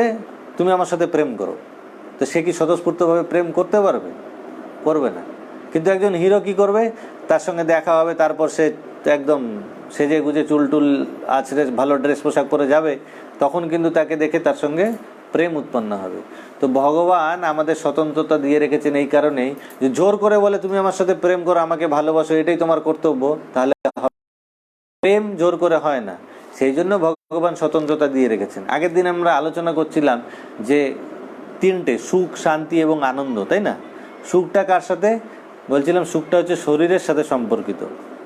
এই যে আমরা বসে রয়েছি, খুব গরম লাগছে, ফ্যান চালিয়ে দিলাম, আরও বেশি গরম লাগছে, এসি চালিয়ে দিলাম, তখন আমরা একটু রিল্যাক্স, এখন একটু আরাম লাগছে। তো সেটা কি? সেটা হচ্ছে সুখ। মানে দুঃখের জন্য কি করা হয়েছে? ভগবান আমাদেরকে স্বতন্ত্রতা দিয়ে রেখেছেন। যাও তোমরা ছুটে ঘুরে বেড়াও, কতদূর ছুটতে পারো ছোট। একটা সময় পরে ঘুরতে ঘুরতে ঘুরতে ঘুরতে কি হবে? এই আত্মাটা সে সমস্ত কিছুর থেকে তখন দেখবে না আর কোনো কিছুতেই ভালো লাগছে না, একটা রিয়ালাইজেশন আসবে তখন। যেটা আমি বললাম যে আইফোন 15 ইউজ করছে, ভাল লাগছে না, আইফোন 17 চলে আসছে, তখন এটার প্রতি স্পৃহা হয়ে যাবে। তখন আইফোন 17 নিল, খুব শান্তি, একটা আনন্দ অনুভব করছে, iPhone 17 latest version, iPhone 17i চলে আসছে, তখন আর এটা ভাল লাগছে না। কারণ আমরা টেম্পোরারি জিনিসের মধ্যে আনন্দ খোঁজার চেষ্টা করছি বলে আমরা সেই আনন্দটা টিকিয়ে রাখতে পারছি না। কিন্তু আমরা যদি সেই সব সম্পর্কটা পরমাত্মার সঙ্গে বা ভগবানের সঙ্গে স্থাপন করতে পারি, তখন আমরা বাস্তবিক আনন্দ লাভ করতে পারবো। এবারে এই সম্বন্ধে একটু বলে রাখছি যে পরমাত্মা এটা ভগবানেরই একটা স্বরূপ। শাস্ত্রে শ্রীমদ্ ভাগবতে বলা হচ্ছে যদ জ্ঞানম অদ্বয়ম ব্রহ্মেতি পরমাত্মেতি ভগবান ইতি শব্দতে। পরমাত্মা, ভগবান এবং ব্রহ্ম, এই তিনটে ফ্রেজ রয়েছে। যে অদ্বয় তত্ত্বজ্ঞান, তাকে তিনটি ভাগে বিভক্ত করা হয়েছে। একটা হচ্ছে ব্রহ্ম, একটা পরমাত্মা, আর একটা হচ্ছে ভগবান। একটাই বস্তু, তার তিনটে স্বরূপ রয়েছে। আমরা অনেকে কেউ ভাবি যে পরমাত্মা কি, কেউ ভগবান কি, এগুলো বিস্তারিত আলোচনা রয়েছে, আরো ডিটেলসে আলোচনা করলে অনেক করা যায়। তো পরমাত্মা হচ্ছে ভগবানের একটা স্বরূপ। পরমাত্মা রূপে কি করে? ভগবান প্রত্যেক জীবের হৃদয়ে বিরাজ করে। আর ব্রহ্ম যেটা বলা হয়, ব্রহ্ম হচ্ছে ভগবদ্গীতায় বলছে ব্রহ্মণ প্রতিষ্ঠা অহম, আমার থেকেই ব্রহ্ম, আমি ব্রহ্মের প্রতিষ্ঠাতা। ব্রহ্মটা কি বলছে? ভগবান কৃষ্ণের শরীরের যে রশ্মি, মানে গায়ের থেকে যে তেজটা বিকীর্ণ হয়, সেটাকে বলা হয় ব্রহ্ম। আর ভগবান কৃষ্ণের থেকে যে অংশ, অবতার নারায়ণ বা বিষ্ণু, তাকে বলা হয় হচ্ছে পরমাত্মা। সেই পরমাত্মা রূপে প্রত্যেক জীবের হৃদয়ে বাস করে। আর যেটা পূর্ণ স্বরূপ, কোনোটাই এরা পূর্ণ না। ব্রহ্ম হচ্ছে আংশিক সত্য, পরমাত্মা আংশিক সত্য, কিন্তু সম্পূর্ণ সত্য কোনটা? সম্পূর্ণ সত্য হচ্ছে ভগবান কৃষ্ণ হচ্ছেন পূর্ণ অবতারী, সেটাই হচ্ছে সম্পূর্ণ সত্য। বাকি যেগুলো আছে সেটা হচ্ছে আংশিক সত্য। এগুলো নিয়ে পরবর্তীকালে আরও আলোচনা রয়েছে, সে সময় আমরা ডিটেল আলোচনা করব। তো আপনাদের শুধু টাচ বলে দিয়ে গেলাম। আর বিভিন্ন উপাসক রয়েছে, যেমন ব্রহ্মের উপাসক কারা? যারা হচ্ছে শাস্ত্র অধ্যয়ন করবে আর তারা বলবে অহম ব্রহ্মাস্মি, আমি ব্রহ্ম, আপনিও ব্রহ্ম, সবাই ব্রহ্ম, তারা ব্রহ্ম ব্রহ্ম বলে, তাদের ব্রহ্মবাদী বলা হয়। তারা সেই নিরাকার জ্যোতির ধ্যান করে এবং তারা কি করে? মৃত্যুর পরে তারা চায় হচ্ছে ব্রহ্মে বিলীন হয়ে যেতে। তারা ভাবে যে তাদের সত্তাটাকে সেখানে মিলিয়ে দিলে তারা মুক্ত হয়ে যাবে। কিন্তু সেটা শাস্ত্রে বর্ণনা করা আছে, সেখানটায় থাকার পরেও টেম্পোরারি, কিছুদিন পরে হয়তো ওখান থেকে আবার বিচ্যুত হয়ে গেলে আবার এই জড়জগতে। এগুলো ভগবদ্গীতার 6ষ্ঠ অধ্যায়ে বর্ণনা করা রয়েছে ধ্যান যোগে। ভগবান সংক্ষেপে সেখানে বর্ণনা দিয়েছেন এই অষ্টাঙ্গ যোগের বিষয়ে সংক্ষেপে, কিন্তু মূল সূত্রগুলো তুলে ধরেছেন। আর তার বিশেষ ডিটেলে জানতে হলে পতঞ্জলি যোগসূত্র, যিনি অষ্টাঙ্গ যোগ সম্বন্ধে লিখেছেন, সেখানে পড়তে হবে। কিন্তু সমস্ত কিছু ভগবান ভগবদ্গীতার মধ্যে সব কিছু বলেছেন, কিন্তু তারপরে গিয়ে আবার শেষে গিয়ে বলেছেন কোনটার থেকে কোনটা বেশি শ্রেষ্ঠ। এখানে বলছেন যে অষ্টাঙ্গ যোগের মাধ্যমে আপনি ভগবানকে প্রাপ্ত করতে পারেন, কিন্তু তার জন্য কি করতে হবে? ও বলেছে একটা বিশেষ আসনে। কলিযুগে কি করে সম্ভব? বলছে আপনাকে ধ্যান করতে হলে, আসন করতে হলে নির্জন স্থানে একাকী বাস করতে হবে। তাহলে এখন নির্জন স্থান খুঁজে পাওয়াই মুশকিল। আগেকার দিনে যেগুলো আধ্যাত্মিক জগৎ জায়গা ছিল, বলছে সুচৌ দেশে প্রতিষ্ঠাপ্য, সেখানে পবিত্র স্থানে বাস করতে হবে। পবিত্র স্থান বলতে বোঝাচ্ছে তীর্থস্থানকে পবিত্র স্থান বলা হয়। আর আগেকার দিনে তীর্থস্থান মানে ধরুন বৃন্দাবন বলুন, মথুরা, এসব জায়গা যে রয়েছে, সেখানে বৃন্দাবন মানে 12টা বন মিলে একটা পুরো বৃন্দাবন মণ্ডল, ব্রজমণ্ডল। তো সেখানে বনই বন ছিল। আর এখন বৃন্দাবন কি শহরে পরিণত হয়ে গেছে, নগর। তাহলে আপনি নির্জন স্থান পাবেন কোথায়? তারপরে কিভাবে? তার জন্য আবার আসনে বসতে হবে। আসন কীরকম বলছে, না অতি উঁচু না অতি নিচু থাকবে, সেখানে কুশাসন থাকবে, তার উপর মৃগ চর্মের আসন থাকবে। এখন মৃগ চর্মের আসন আপনি করতে গেলে তাহলে হরিণকে মারতে হবে। আপনি হরিণ মারতে যাবেন, আপনাকে তো পুলিশ ধরে নিয়ে চলে যাবে। তো এই কলিযুগে সেসব সম্ভব না। সেই জন্য বলছে ক্লেশ অধিকতর ওস্তেষাম অব্যক্ত আসক্ত চেতসাম অব্যক্তা হি গতির দুঃখ্যম দেহবদ্ভিরবাপ্যতে। ভগবান শ্রীকৃষ্ণ বলছেন যে বাকি যে সমস্ত প্রসেস রয়েছে প্রাপ্ত করার জন্য, আমাকে প্রাপ্ত করার জন্য, সবগুলো আমি বললাম, কিন্তু অন্যান্যগুলোতে কি ক্লেশ অধিকতর তেষাম, সেগুলোতে ক্লেশ দুঃখ অনেক বেশি। আপনাকে মনে করুন তপস্যা করতে হবে, কিরকম ডিসেম্বর মাসের ঠান্ডা, সেখানটায় আপনাকে বললো হরিদ্বারে হরকি পৌডি, যেখানে গঙ্গার প্রবাহ আছে, সেখানটায় গিয়ে গলা জলে দাঁড়িয়ে থেকে আপনাকে তপস্যা করতে হবে। সম্ভব? কলিযুগে সম্ভব না। সেই জন্য বলছে ক্লেশ অধিকতর তেষাম, এগুলো ক্লেশ, ক্লেশ অধিকতর তেষাম। অব্যক্তর যে যারা অব্যক্ত, সেই নির্বিশেষ ব্রহ্মের উপর আসক্ত হয়, সেটা হচ্ছে ক্লেশ প্রদান করে। অব্যক্ত হি গতির দুঃখের, গতি কি? দুঃখই দেয়। সেই জন্যে কলিযুগের জন্য যেটা সহজ সরল উপায় দেয়া আছে, সেটা হচ্ছে ভগবত ভক্তি। সেটাও বর্ণনা করেছেন দ্বাদশ অধ্যায়ে গিয়ে, বলছেন যে হচ্ছে ভক্তি হচ্ছেন শ্রেষ্ঠ। তো এগুলো আমরা ডিটেল পরে আলোচনা করবো, যেহেতু পরমাত্মার বিষয়ে ব্যাপারটা ছিল সেই জন্য বললাম একটুখানি। তো পরমাত্মা সম্পর্কে লোকের ভুল ধারণা আছে। অনেকে পরমাত্মাকে বলে যে আত্মা আর পরমাত্মা একই বিষয়ে, আত্মা সু পরমাত্মা এরকম বলে, কিন্তু না, শাস্ত্রে ক্লিয়ার কাট বর্ণনা করা আছে আত্মা হচ্ছে পরমাত্মার অংশ, পরমাত্মা আর আত্মা এক বিষয় নয়। অনেকে ধারণা করে যে অনেকগুলো আত্মা যদি একসঙ্গে হয়ে যায় তাহলে পরমাত্মা হয়ে যাবে, সেটাও ভুল ধারণা। আত্মা অনেক একসাথে মিলে পরমাত্মা হয় না। তারপরে অনেকে বলে যে পরমাত্মা ধ্যান করলে পরে ধ্যান করতে করতে একদিন তুমিও পরমাত্মা। আত্মা যদি পরমাত্মার ধ্যান করে সে পরমাত্মা হতে পারে না? হ্যাঁ, আত্মা যদি পরমাত্মার ধ্যান করে, ধ্যান করতে করতে একদিন সে মহাত্মা হয়ে যেতে পারে, এটা হতে পারে, কিন্তু সে পরমাত্মা হতে পারে না। পরমাত্মা পরমাত্মাই, সেখানে সে কখনো হতে পারে না। আত্মা পরমাত্মার মধ্যে পার্থক্য রয়েছে। আত্মা কিরকম? আত্মা হচ্ছে ছোট্ট অণু, আর পরমাত্মাটা কি? অনেক বড়, বিশাল, বিভু। আত্মা সূক্ষ্ম, অতি সূক্ষ্ম। আমরা শুনলাম আত্মার আয়তন কেশাগ্রে 10,000 ভাগের এক। কি করেন? একই সময়ে সকল জীবের হৃদয়ে সব জায়গার মধ্যে বিরাজমান। এটা কি করে সম্ভব হয়? সাধারণ একটা উদাহরণ যদি দেওয়া যায় আপনাদের বোঝার সুবিধা হবে। দিনের বেলা আপনি যদি 10টা পাত্রের মধ্যে বা 50টা পাত্রের মধ্যে জল ভরে পাশাপাশি রেখে দেন, আপনি যদি যান পাত্রগুলোর সামনে, আপনি প্রত্যেকটা পাত্রের মধ্যে সূর্যকে দর্শন করতে পারবেন, তার প্রতিবিম্ব সেখানটায় পড়বে। তাহলে একই সময়ে সেই সূর্য যদি আমরা সব জায়গায় সব পাত্রের মধ্যে দেখতে পারি, সেরকমভাবেই সেই বিভু পরমাত্মা একই সময়ে প্রত্যেক জীবের মধ্যেও থাকতে পারে। আমাদের দেশে আমরা সূর্যকে দেখতে পাই, আবার আমেরিকাও সূর্যকে দেখছে, অন্যান্য দেশে দেখছে। একই সময়ে সব জায়গায় যেরকম বিরাজ করতে পারে, সেরকমভাবেই আত্মার পরমাত্মাও প্রত্যেকটা জীবের হৃদয়ে একই সময়ে সমস্ত জায়গায় থাকতে পারে। আত্মা হচ্ছেন ভোগ্য, আর পরমাত্মা হচ্ছেন কি? তিনি হচ্ছেন সমস্ত কিছুর ভোক্তা। আমাদের জীবনে যদি শান্তি দরকার হয়, আমরা প্রত্যেকে সুখ শান্তি খুঁজি না? যদি যথার্থ শান্তি দরকার হয় কি করতে হবে? ভগবদ্গীতাতে তার সূত্র দেয়া আছে। যদি আপনার শান্তি দরকার হয়, ভগবদ্গীতা চ্যাপ্টার 5 শ্লোক 29, 29 নম্বর শ্লোক, ভোক্তারম যজ্ঞ তপসাম সর্বলোকো মহেশ্বরম সুহৃদম সর্বভূতানাম জ্ঞাত্বা মাম শান্তিম রিচ্ছতি। বলছে ভোক্তারম যজ্ঞ তপসাম, আমি হচ্ছি সমস্ত যজ্ঞ এবং তপস্যার ভোক্তা। ভগবান কৃষ্ণ বলছেন ভোক্তারম যজ্ঞ তপসাম সর্বলোক মহেশ্বরম। শুধু একটা লোক যেটা না, আমরা প্রত্যেকেই ঈশ্বর মনে করেন। আপনি আপনার বাড়ির ঈশ্বর, আমি আমার ফ্যামিলির ঈশ্বর, তাই তো? কিন্তু ভগবান কি? আবার ধরেন এই লোকটা একজন দেবতাকে দেওয়া আছে, তিনি এই লোকের ঈশ্বর। কিন্তু ভগবান কৃষ্ণ কি? তিনি হচ্ছেন সমস্ত লোকের, সর্বলোক মহেশ্বর, ঈশ্বরেরও ঈশ্বর, মহা ঈশ্বর, সর্বলোক মহেশ্বরম। তার সাথে কি? তিনি সুহৃদম সর্বভূতানাম, তিনি সকল জীবের সুহৃদ মানে হচ্ছে বন্ধু।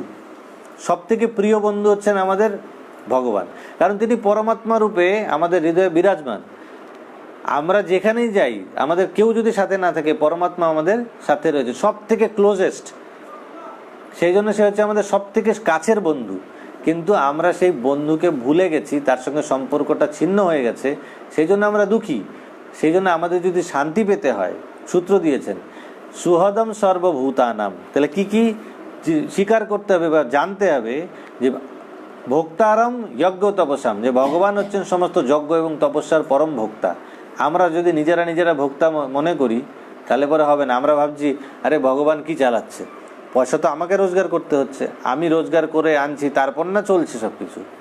কিন্তু ভগবান ভগবদ্গীতা বলছেন প্রকৃতে ক্রিয়মানানি গুণে কর্মাণি সর্বশঃ অহংকার বিমূঢ়াত্মা কর্তা হম ইতি মন্যতে।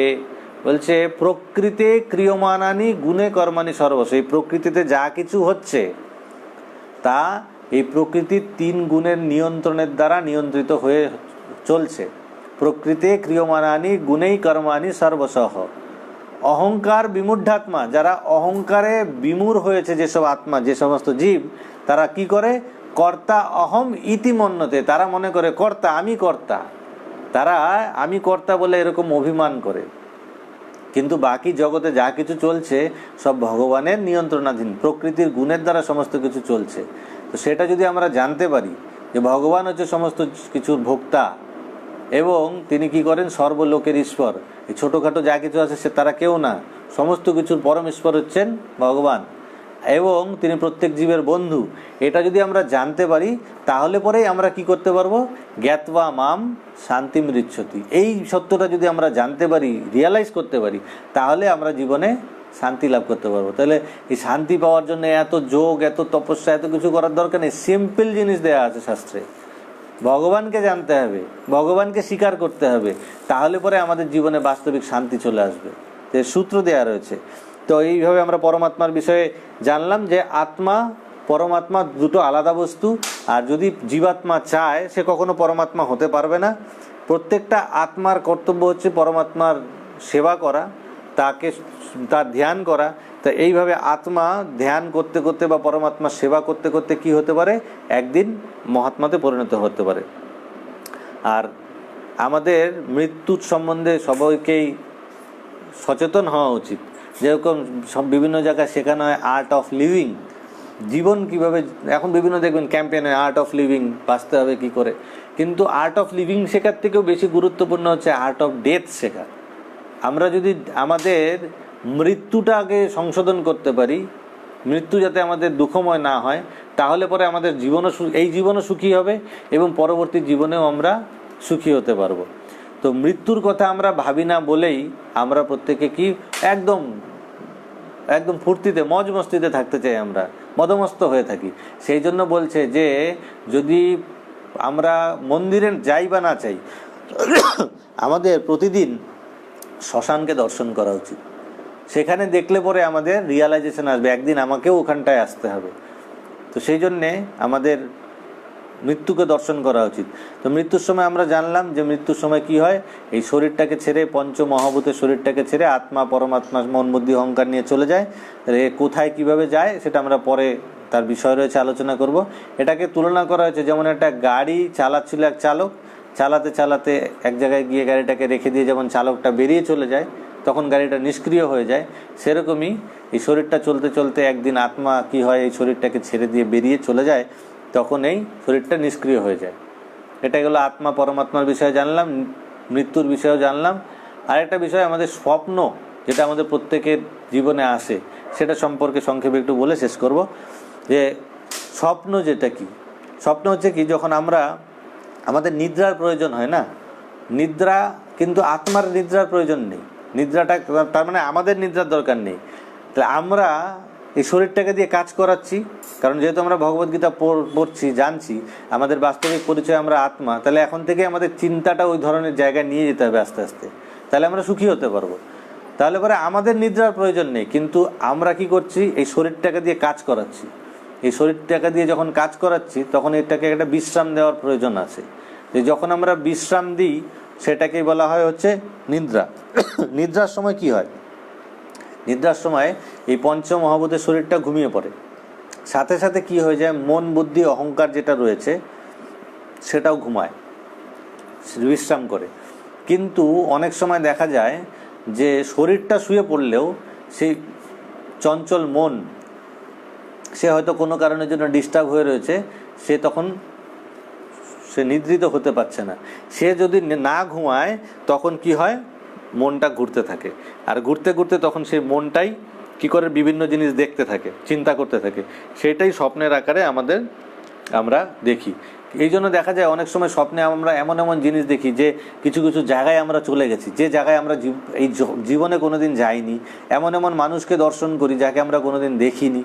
এগুলো কি হয়, আমাদের মন অতি সূক্ষ্মাতি সূক্ষ্ম, যেহেতু মন কোটি কোটি জন্মের থেকে আমাদের সাথে রয়েছে, পূর্ব কোনো জন্মে কোথাও আমরা গেছি, কারোর সঙ্গে আমরা দেখা করেছি, সেই জিনিসগুলো অনেক সময় কি হয়, অবচেতন মনের মধ্যে সেগুলো ফুটে ওঠে, আর সেটাই কি হয়, আমরা যখন নিদ্রিত অবস্থায় দেখি সেটা স্বপ্ন আকারে আমাদের দেখা দেয়। তো সেই কারণেই এগুলো স্বপ্ন আসে। তো যাই হোক, আমরা এইসব বিষয়ে জানলাম। তো সেই জেনে আমাদের কি করতে হবে, আমরা জানলাম, এখন আমাদের কি করতে হবে, এটাকে চিন্তা করতে হবে এবং এর স্তরে ওঠার চেষ্টা করতে হবে। এই প্রসঙ্গে একটা ছোট্ট একটা শ্রীমদ্ ভাগবত থেকে একটা ছোট প্রসঙ্গ বর্ণনা করে শেষ করব।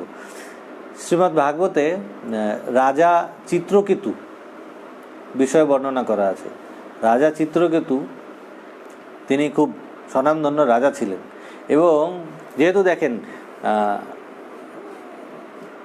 যারা বিখ্যাত লোক তাদেরকে দিয়ে সবাই চায় যে কোনো ভালো কাজ করানোর জন্য। এবার আমাদের দেশে বা আমাদের রাজ্যে যে আমরা যদি কোনো বিখ্যাত লোককে আমরা যদি মনে করুন ভক্তিপথে নিয়ে আসি, ধরুন পশ্চিমবঙ্গের মুখ্যমন্ত্রী যিনি রয়েছেন, তিনি যদি কালকের থেকে ভগবানের নাম জপ করতে শুরু করেন, তিনি যদি প্রসাদ খেতে শুরু করেন, তাহলে পরে তার যে একটা ফ্যান ফলোয়িং, তার যে একটা পপুলারিটি, তাতে কি হবে, অটোমেটিক্যালি বাকি লোকেরাও দেখবেন, যার এগুলো ভালো নাও লাগে কিন্তু তার যারা অনুগামী তারা কিন্তু সেটা ফলো করে সেটা করতে শুরু করে দেবে, তাই হয় নাকি?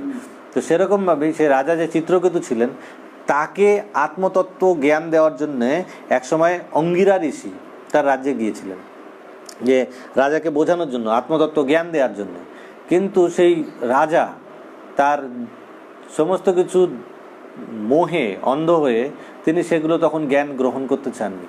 তা সেই চিত্রকেতু রাজার জীবনে দুঃখ কী ছিল, তার কাছে সমস্ত কিছু রয়েছে, ধন ঐশ্বর্য সম্পদ সব রয়েছে, কিন্তু থাকা সত্ত্বেও রাজা চিত্রকেতু 1000 রানী ছিল, কিন্তু এত রানী থাকা সত্ত্বেও তার কোনো সন্তান ছিল না। কারণ ভগবানের সেই পরিকল্পনা এমনই আছে, প্রত্যেকে অপূর্ণ। এত কিছু থাকা সত্ত্বেও রাজা চিত্রকেতুর কোনো সন্তান ছিল না। তো রাজা চিত্রকেতু খুব দুঃখী ছিল। তো রাজা চিত্রকেতু তখন মুনিকে দেখে সেই আত্মতত্ত্ব জ্ঞান কি লাভ করবে, তাকে তার নিজের দুঃখের কথা বলতে শুরু করেছে, যে মুনিবর, আমার খুব দুঃখ, আমার জীবনে কোনো সন্তান নেই, আর আমার এত যে এই রাজত্ব এগুলো কে দেখবে, আমার বংশ পরম্পরাকে কে চালিয়ে নিয়ে যাবে, আপনি দয়া করে আমাকে পুত্র সন্তান প্রদান করুন। তো বলছে, রাজা তুমি কি বলছো, তোমার এই জন্মে কেন, তোমার আগামী 7 জন্মেও কোনো পুত্র সন্তান লাভ হবে না, নেই, তোমার কর্মের সন্তান নেই। বলছে, না, আমার সন্তান চাই। বলছে, যেটা নেই তার জন্য কেন তুমি এত শোক করছো, যা আছে সেই নিয়ে সন্তুষ্ট থাকো, ভগবান যখন পরিকল্পনা করেছেন নেই তো তোমাকে সেটা স্বীকার করতে হবে। কিন্তু যখন রাজা চিত্রকেতু চিন্তা করলেন যে দিলে সন্তান ইনি প্রদান করতে পারবেন, কারণ তিনি আগামী 7 জন্মকে দর্শন করতে পারছেন, তাহলে তিনি পারবেন, তখন তার সঙ্গে তাকে পিরাপিরি করতে থাকে, আপনি আমাকে সন্তান প্রদান করুন। তখন তিনি কি করেন, সেই আশীর্বাদ প্রদান করেন এবং সেই চরু প্রদান করেন, যে ঠিক আছে, এটা তোমার রানীকে দিলে পরে সে সন্তান সম্ভবা হবে, আর তোমার একজন পুত্র তুমি প্রাপ্ত করবে, তার সেই পুত্রের নাম রাখবে তুমি হর্ষ শোক, কারণ সেই পুত্র তোমার হর্ষের কারণ, আনন্দের কারণ হবে, আবার সেই পুত্রই তোমার শোকের কারণ হবে। কিন্তু রাজা দেখুন তখনও সেই সন্তান স্নেহে, সন্তান প্রাপ্তি করার জন্য এত অন্ধ হয়ে রয়েছে যে পুত্র আমাকে শোক দেবে সেই পুত্রের কি দরকার। কিন্তু রাজা অঙ্গিরা তখন, রাজা চিত্রকেতু বলছেন, না, সন্তান তো লাগবে। হর্ষ শোক রাখতে বললো নাম, সেই যথাসময়ে রাজার এক পুত্র সন্তান জন্ম হয়, তার নাম রাখা হয় হর্ষশোক। এবারে যখন একজন রাজা তার সন্তান উৎপন্ন হয়, সেই রানী কি হয়, রাজমাতা হয়, এবং সেই রাজমাতাই কি হয়, সমস্ত রাজার সঙ্গে থাকে। বাকি যে রানীরা রয়েছে তাদের মধ্যে ঈর্ষা উৎপন্ন হয়। আরে তাহলে তো সেই রাজমাতা সেই রাজার সঙ্গে থাকবে, আমাদের সঙ্গে তো কোনো যোগাযোগ নেই, আমাদের রাজমহলে সেই থাকে, আমরা সব আলাদা আলাদা। ঈর্ষা উৎপন্ন হয়েছে। তো বলছে কি করা যায়, বলে এক কাজ করো, ওই সন্তানকে বিষ প্রদান করে মেরে ফেলো, তাহলে পরে আর কারো, সবাই ইকুয়াল, সবাই সমান হয়ে যাবে। আর সেই সময় কি করেছে, সেই রানীরা মিলে সেই সন্তানকে বিষ প্রদান করে তাকে মেরে ফেলেছে। আর যখন মারা যায়, অনেক বড় কথা চিত্রকেতু প্রসঙ্গ, সংক্ষেপে বলছি আমি। তো সেই যখন সন্তান মারা যায়, শোকাতুর হয়ে পড়ে, গভীর শোকে সেই সন্তানকে নিয়ে শোক করতে থাকে। তো সেই সময় সেখানটায় কে আসেন, নারদ অঙ্গিরা ঋষি বলছেন এটা সঠিক সময়। কারণ মানুষের জীবনে যখন দুঃখ আসে, সেটা সঠিক সময় হচ্ছে আধ্যাত্মিক বস্তু গ্রহণ করার জন্য। কারণ যখন দুঃখ আসে মানুষের মনটা তখন খুব নরম থাকে। আর দেখা যায় যে নরম মাটিতে যেরকম কোনো বীজ তাড়াতাড়ি ফলীভূত হয়, অঙ্কুরিত হয়, সেরকমই মানুষের হৃদয়েও ভক্তির বীজ যখন মানুষের জীবনে দুঃখ আসে তখন তাড়াতাড়ি অঙ্কুরিত হয়। তো নারদ মুনি অঙ্গিরা ঋষি তখন চিন্তা করলেন যে এটা হচ্ছে সঠিক সময় তাকে জ্ঞান প্রদান করার জন্য। আর একা গেলেন না, সাথে নারদ মুনিকেও নিয়ে গেলেন। যাওয়ার পরে তখন তারা বোঝান যে রাজা তুমি কার জন্য শোক করছো, তুমি তো আত্মা, আত্মার কখনো বিনাশ হয় না। এই যে সমস্ত বিষয় আমরা আলোচনা করলাম, তারা সুন্দরভাবে সেই আলোচনা করলেন। তার পরবর্তীকালে সেই সন্তানকে জীবিত করে দেন এবং সেই সন্তানও জ্ঞান দেন রাজা চিত্রকেতুকে যে তুমি কার জন্য শোক করছো, এমন কত জন্ম চলে গেছে যে আমি তোমার পিতা ছিলাম, এখন তো আমি তোমার পুত্র হয়ে এসেছি, তাই তুমি বৃথা শোক করছো, এসব শোক ছাড়ো, তুমি কি করো, ভগবানের আরাধনা করো। তারপরে সেখান থেকে রাজা চিত্রকেতুর জ্ঞান হয় এবং তিনি ভগবান শঙ্কর্ষণের উপাসনা করেন এবং ভগবান শঙ্কর্ষণকে প্রসন্ন করে তিনি ওখানে এক দিব্য বিমান প্রাপ্ত করেন এবং বিদ্যাধর শরীর প্রাপ্ত হন। বিমান নিয়ে তিনি ঘুরতে থাকেন, ভগবান শঙ্কর্ষণের উপাসনা করেন। কিন্তু পরবর্তীকালে তিনি অপরাধ করেন। অপরাধ করার পরে, অপরাধ কিছুই না, তিনি ভগবান ভোলেনাথ তিনিও শিবের শঙ্কর্ষণের উপাসক ছিলেন, সেই হিসাবে তারা মিত্র ছিল। তো রাজা চিত্রকেতু কী করতেন, বিভিন্ন জায়গায় ভ্রমণ করতে পারতেন তার সেই বিমান নিয়ে। তো একবার তিনি ভ্রমণ করতে করতে কৈলাস লোকের উপর দিয়ে যাচ্ছিলেন, সেখানটায় তখন দেখেন যে রাজা চিত্রকেতু দেখলেন যে শিবজি ভাগবত কথা করছেন পার্বতী দেবীকে কোলে বসিয়ে নিয়ে। সে দূর থেকে সেই ওখান থেকে হাস্যরস করছিলেন যে এটা কোন ধরনের ভাগবত কথা হচ্ছে, ভাগবত কথা হবে না, এত ঋষিমুনিরা বসে কথা শুনছে, তো স্ত্রীকে কোলে বসিয়েই ভাগবত কথা করানোর কি দরকার, পাশে বসিয়েও করা যায়। তো এরকম ঠাট্টা করছিল যেহেতু মিত্রতার সম্পর্কে, কিন্তু সেটা শিবজি বুঝতে পেরেছেন, কিন্তু দেবী পার্বতীর সেটা সহ্য হয়নি। তিনি তখন সেখান থেকে অভিশাপ দিয়ে দিয়েছেন যে তুমি এরকম অসুরের মতন কথা বলছো, যাও আমি তোমাকে অভিশাপ দিয়ে দিলাম, তুমি অসুর জন্ম প্রাপ্ত হও। কিন্তু সে তো বৈষ্ণব, বৈষ্ণবের গুণাবলী এরকম থাকে যে সে কখনো চাইলে পরে তিনিও পার্বতীকে অভিশাপ দিতে পারতেন, কিন্তু তখন তিনি বলছেন আপনি ঠিকই করেছেন, আমার অন্যায় হয়েছে। তার কাছে এসে তাকে প্রণাম করে তাকে বলেন না যে আমাকে এর থেকে মুক্ত করুন, সেটা বলেন না, শিরোধার্য করে নেন। তখন শিবজি বলেন দেখুন পার্বতীকে, দেখো যে বৈষ্ণব কত নরম হয়, কত মহৎ গুণাবলী তার মধ্যে থাকে, সে চাইলে তোমাকেও শ্রাপ দিতে পারত, কিন্তু সে সেটাকে শিরোধার্য করে নিয়ে চলে যায় এবং পরবর্তী শরীরে সে বৃত্রাসুর রূপে আসেন।